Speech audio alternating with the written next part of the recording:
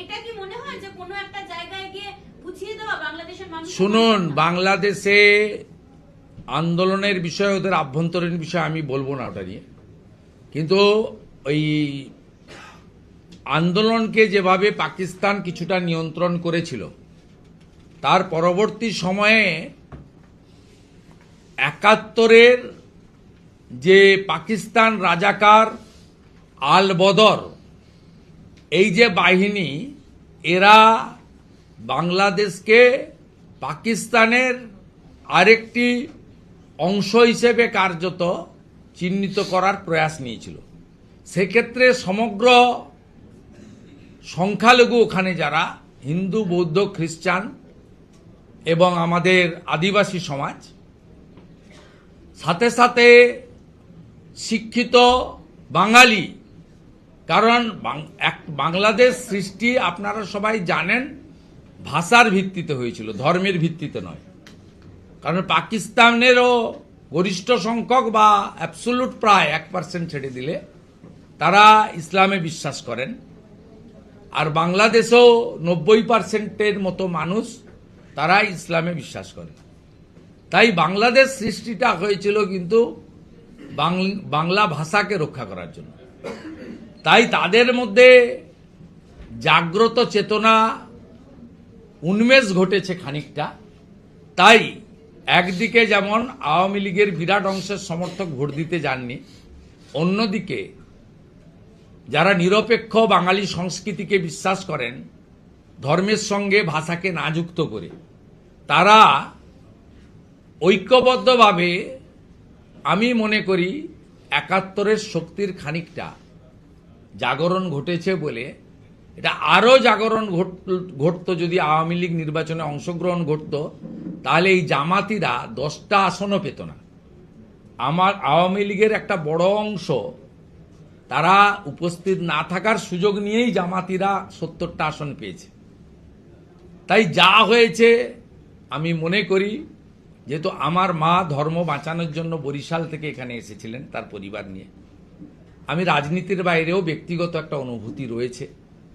যেভাবে গত 1.5 বছর ধরে অবনীন্দ্রনাথ ঠাকুর, সত্যজিৎ রায়, রবীন্দ্রনাথ ঠাকুর, তাদের সব স্মৃতি মুছে ফেলার ব্যবস্থা করা হয়েছে, ভারতীয় সংস্কৃতি, বাঙালি ঐতিহ্য মুছে ফেলার চেষ্টা হয়েছে, আরবি সংস্কৃতি, আরবের ভাষা ওখানে প্রবেশ করানোর চেষ্টা করা হয়েছে।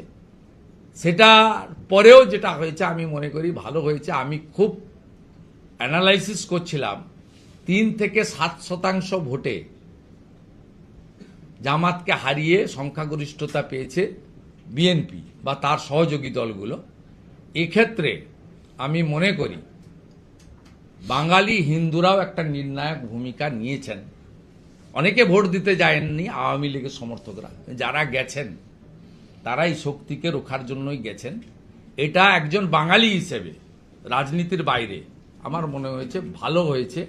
এবং মাননীয় প্রধানমন্ত্রী যেভাবে নতুন সরকারকে ওয়েলকাম করেছেন, নতুন প্রধানমন্ত্রীকে ওয়েলকাম করেছেন, তার ফলে আমরা বিশ্বাস করি সংখ্যালঘু হিন্দুদের নিরাপত্তা আগামী সরকার সুনিশ্চিত করবে, তাদের ধর্ম পালনের অধিকারে আঘাত করবে না, এবং বাণিজ্যিক ক্ষেত্রেও যে আশা প্রকাশ মাননীয় প্রধানমন্ত্রী করেছে, এটা আমাদের সকলেই আশা যে উভয় দেশের স্বার্থে এটা আমরা নিশ্চিতভাবে ওয়েলকাম করতে পারি। বলছি, মুখ্য সচিবকে গতকাল ডেকে পাঠিয়েছিল নির্বাচন কমিশন, এবং যেটা জানা যাচ্ছে যে 17 তারিখের মধ্যে যে 4 জন আধিকারিকের বিরুদ্ধে অভিযোগ, তাদের বিরুদ্ধে এফআইআর করা হয়নি, তাদেরকে এফআইআর করার নির্দেশ দিয়েছে। একই সঙ্গে গতকাল জেলা শাসকদের কাজকর্ম নিয়ে কড়া সমালোচনা করেছেন নির্বাচন কমিশন, এবং আজকেই শেষ হচ্ছে শুনানির পর। আপনাকে প্রথম কথা বলি, ইলেকশন কমিশনের ব্যাপারে আমার অভিযোগ আছে। ইলেকশন কমিশন পূর্ণ অধিকার আছে ডাইরেক্ট সাসপেন্ড এফআইআর করার। তারা খুব ভদ্র আচরণ করে এই সরকারের আধিকারিকদের বলেছিল করতে। এরা 4 জনের বিরুদ্ধে এফআইআর করেনি। বসিরহাট 2-এর বিডিওকে সাসপেন্ড করতে বলেছিল, সেটাও করেনি। ইলেকশন কমিশনের উচিত এনাফ ইজ এনাফ, এবারে ডাইরেক্ট অ্যাকশন নেওয়ার। আপনারা ইলেকশন কমিশনের আইনের ম্যানুয়াল পড়বেন 2000 সালের, ক্লিয়ার ডাইরেকশন আছে। ইলেকশন কমিশন ডাইরেক্ট অ্যাকশন নিতে পারে, তারা অ্যাকশন নিক।